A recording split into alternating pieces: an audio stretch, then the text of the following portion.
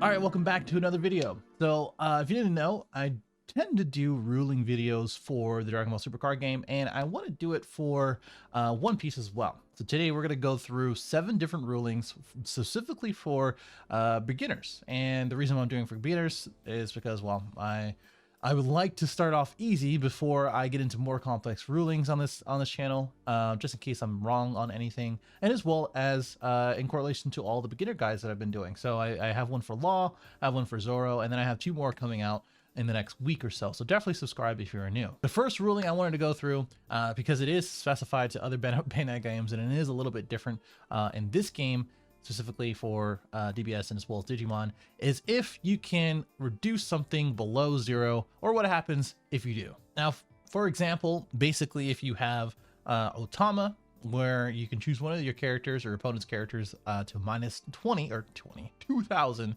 and what happens if they are a 2K like Nami here?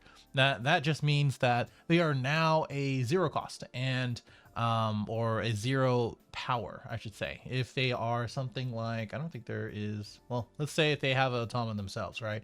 And you Otama their Otama for whatever reason, it would actually become negative 2,000, and it would not leave the character area. And basically, the reason for that is for a couple different things. One is because it's just not removal, so it doesn't work like any other game where if it reduces to 0, it'll get removed from the game or from the area.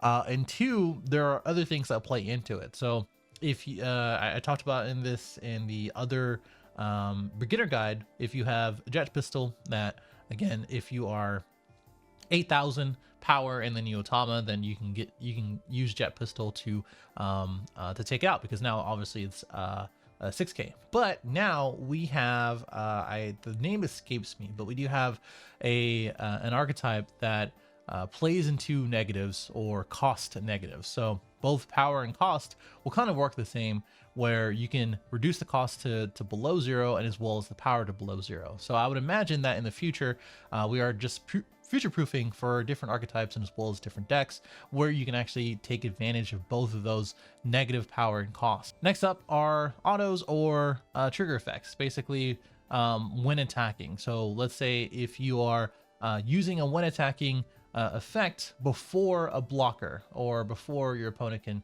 announce a blocker. So if we're staying in red, we all kind of know Nico Robin, right? So Nico Robin says when attacking, as long as you have Dawn 1, you can get to KO one of your opponent's cards or characters with 30,000 power or less. And obviously the best targets for those are going to be some of these blockers that every color has right now. So these 1 cost blockers that are 2K, you can now go ahead and swing and then use the when attacking trigger, or the auto effect, in order to KO the Tony Chopper before they can announce the blocker. And that is just because of how the game processes rules and as well as the attacks. And if you ever need some clarification as far as how that processes, or any questions about the battle or the battle flow, that's always going to be in the rule book. Any of the things that I'm getting in this video as well is from the rule book, and as well as the Q&A from Bandai themselves. You can see here where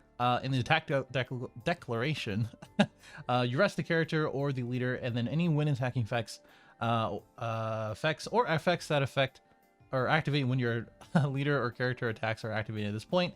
And then right after that is going to be the blockers. Now this next question is actually from something that I got from the One Piece card game 2022 Global TCG group on Facebook. And Justin said, I got a ruling question. If I reveal Straw Sword from my life and I use its trigger effect, can I use Punk as a valid target in my hand? In case you didn't know, Straw Sword says this: the main effect is that you get to rest one of their characters, and their trigger effect is you get to play a Supernova's type card with energy cost of 2 or less from your hand. And not Repel, Pump Gibson says the counter if your leader is up to one of your characters, or your leader or up to one of your characters gains 4,000 power for the duration of the battle, and then you get to rest something 4 or less.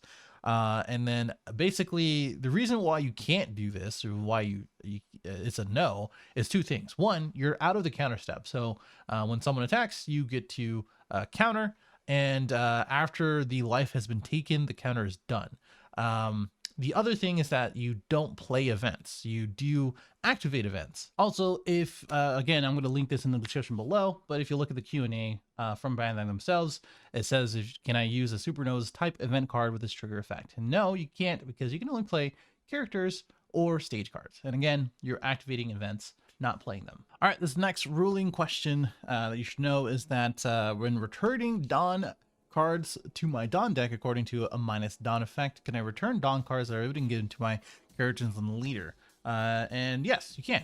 According to the Q&A, you can choose any Dawns from your leader, stage, character, or cost area. So I don't know if you can do it from your trash or your Dawn deck, obviously, but maybe a deck will do that in the future. This is a very simple one, but something that I did not realize when I started as a beginner. So I wouldn't throw that one in there. Next one is another ruling question from the Facebook, which I believe is in the Q&A as well, but you know who asked this.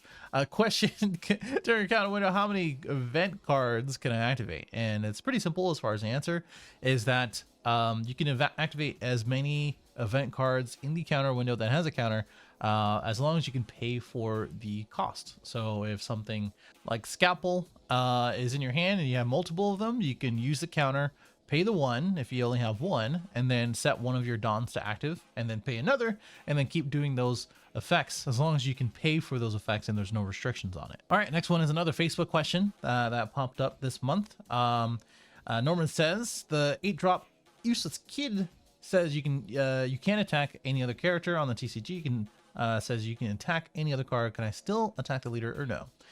This one says you may rest this and etc. for the activate main, but if you have one Dawn on it on their opponent's turn or the opponent's turn, if this character is rested, your opponent cannot attack any character other than. This is actually a bit of a trick question because this is a mistranslation / errata that happened pretty recently, and this is basically, I think the yeah, I think this is the fixed one. This is the image of the fixed poster errata. So before is the one that we talked about, and then after is actually your opponent cannot attack any card other than the character uses Captain Kid, and let's play up to one for the other activate main. So this is really important to know in case you go against Kid, in case you go against a green deck and that plays it, and you want to try to read the card and basically try to argue that you can only swing at the character, but you can still swing at the leader. Because if you're playing Kid, it says Kid, so you know it makes sense. Either way, you can only attack that card. Just make sure that you are playing it that way. As a bonus, I did get this question in another video where for the 1-drop top 5 Straw Hat Nami, it says that you reveal one character type card that is a Straw Hat and add to your hand. But really, it's actually up to one, and it's a Straw Hat type card because you can grab an event or a stage, anything that has a Straw Hat trait instead. So just keep that in mind as well.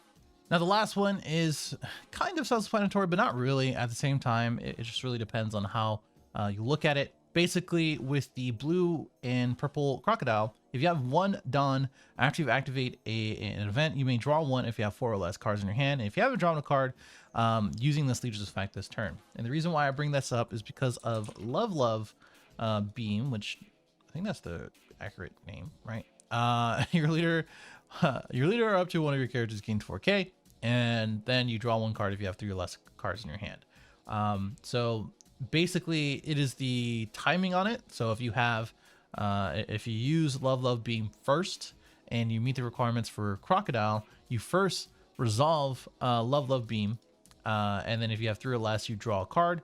For Croc, again, if you have 4 or less cards in your hand, you get to draw one afterwards. So just keep in mind that the events have to resolve first, and you go through all of the effects first, and then you go Crocodile.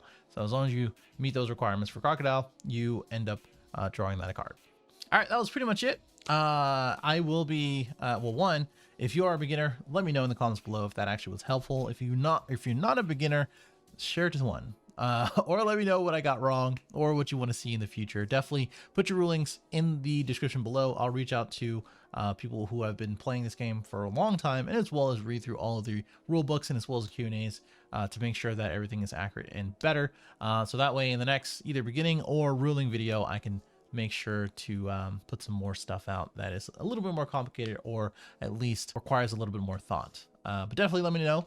Subscribe if you're new, and watch out for my next 2 beginner breakdowns for Kaido and Kid. I'll see you in the next one.